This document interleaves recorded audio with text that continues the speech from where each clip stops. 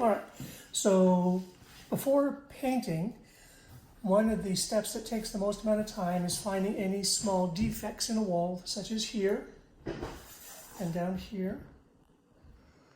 Divots or holes that need to be filled prior to taking any step further.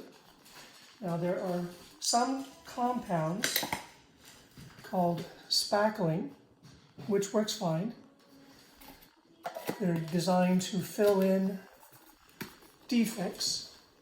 There's also a substance called joint compound, which is what they use for new construction and repairing existing construction.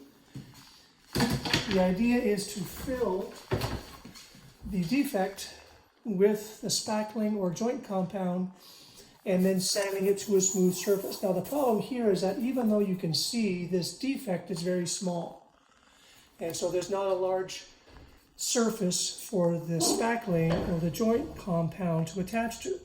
So a lot of times what I will do is, instead of making it bigger, I will make it deeper. Not bigger, deeper. And the same thing down here. If I use this small space and I fill it with spackle or joint compound, it's very easy for it to rub out. So what I'm going to do is I'm going to make it a little bit deeper. And once it's deeper, even a little bit deeper, it gives more surface for the joint compound to fill and attach to. And I'll just take a small putty knife and I'll fill it in into a smooth, even with the rest of the wall. And it doesn't take much. Now the problem with this is that even though it will fill in the defect, some amount of it is going to dry, and it won't necessarily dry smooth. So depending on the size of the defect, you may need 2 or 3 applications. Once this does dry, if it's small enough, you can take a damp rag or a sponge and just wipe it clean. Otherwise, you can get a sanding square or even sandpaper. Fine grit, probably 100 or finer, and then you would sand it smooth. So it completely filled in, the spackle would be dry, the joint compound would be dry, and then you sand it smooth to match the rest of the surface. Here is an example of a much larger defect caused by a door handle. Now in this case, you'll notice that not only do I have a huge dent in the wall, but there's also a raised portion around it. In this case, I would get rid of the raised portion, just cut it out, and you would want to make it a little bit bigger.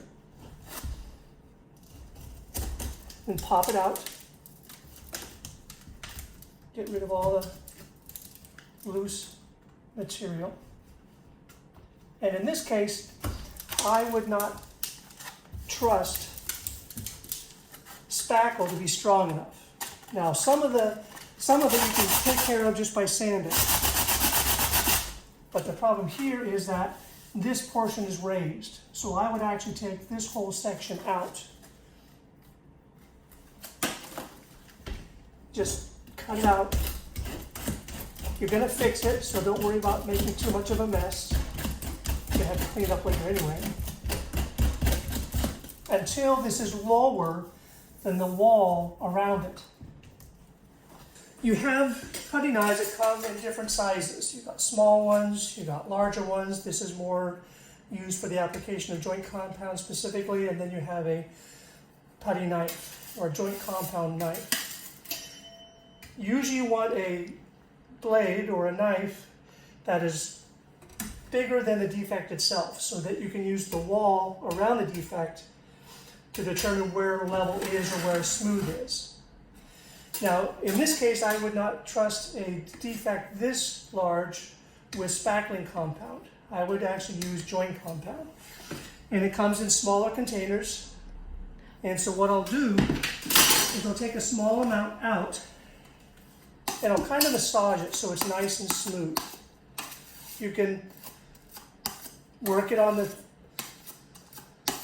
blade itself until it's not lumpy, it's smooth, it has a consistent texture. And then I will put it right on the defect. And like I said, I'm going to use the wall around the defect to help judge what is smooth and what is level. I might even put a little bit extra on the top. Now, we mentioned before also that this will dry out, and so it will crater. It may need several different applications. Now, there's two ways that this can be approached. You can put a large amount on, covering the defect, and then sand it smooth. So you're sanding it down to the level you want. The other approach is to just put a small amount on, therefore there's not going to be a lot of sanding afterwards and less of a mess.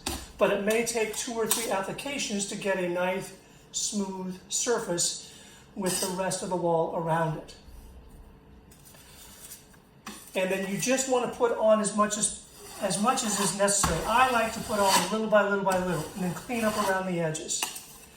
The more you put on, the longer it's going to take to dry. And if you're in an area where you don't want a lot of dust or debris, you would build it up to level. If you're in an area where the dust and debris is not a real issue, you put extra on and sand it down to level. So whichever you think is necessary. And I would definitely use joint compound for something this big, and I would use all defects to be repaired with joint compound. I have better results with it. But for smaller ones, we make them a little bit deeper so that there's more surface for the joint compound or the spackle to attach to, and then we wait for it to dry.